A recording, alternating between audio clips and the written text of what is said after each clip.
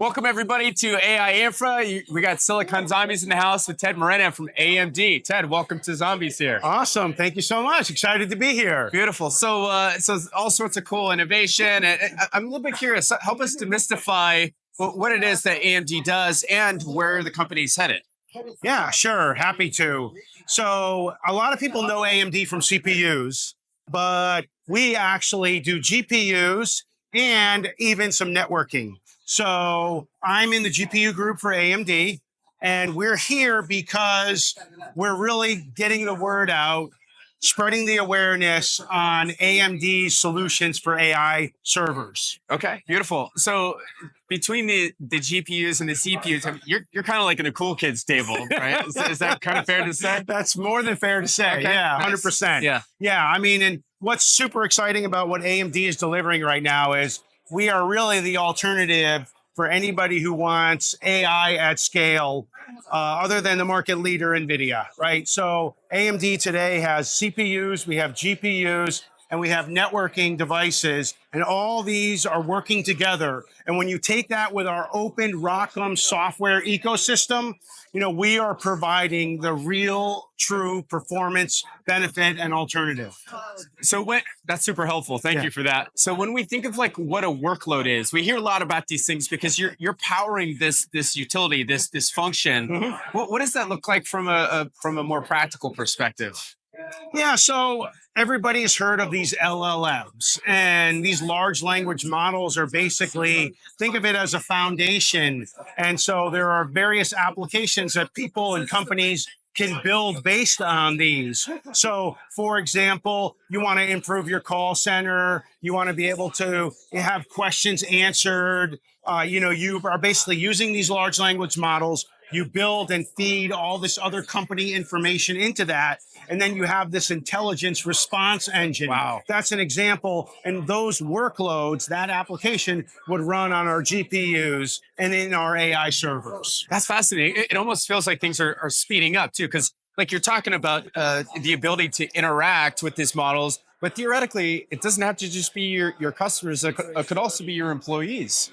Oh yeah, 100%. So customers are using this for not only the external, right, to improve those experiences, but imagine all these intranets, right? That was the rage a number of years ago where everyone put everything on these intranets to share company info. So now you can take that same information, load it into models, and have an AI agent for your internal database. My God, and I have to assume it's getting faster and better and more efficient. Like the price for these models has dropped like 4x on average over the last 12 months. Where do you see the technology in the space heading in the next year or so?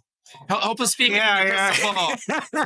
Well, what I will say is that the demand for compute is still insatiable right now. Oh my gosh. And so for the short and I would say the medium term, performance is number one. Yeah. And I would say it's like number two for most people. And then after that, you have power and then price. Sure. So what I believe is going to happen is you'll have these models, they will start to mature, be more efficient. And then what you'll have is people will then be more concerned on the power and on the cost side. Right now, short term, it's all about performance. Sure. But in time, it will become a lot more stable in terms of the price performance. I see.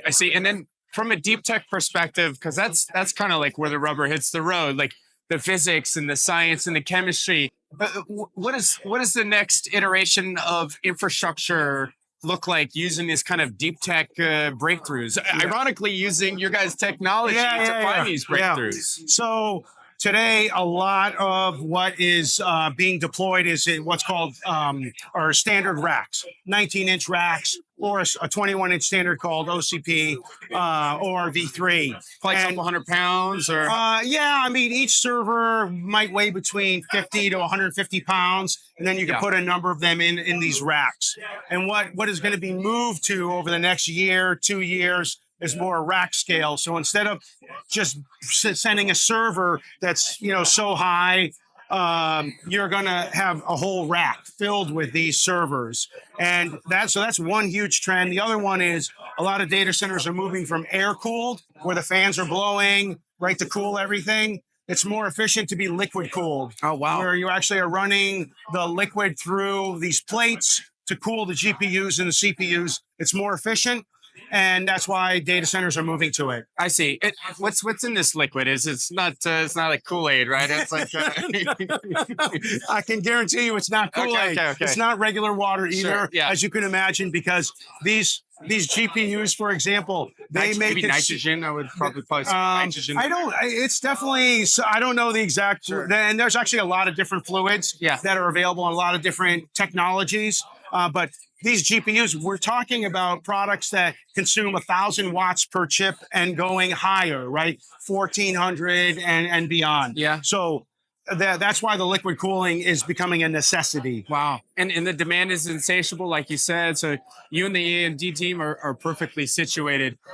Ted, maybe you can share your full name and spelling for the folks here so they can connect with you on Sure. LinkedIn. Yeah, that'd be good. No problem. So yeah, Ted Marena, Marena, and you can find me on LinkedIn.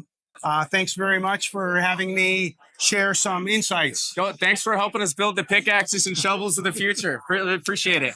Thank you very much. Okay, cool. Thank you.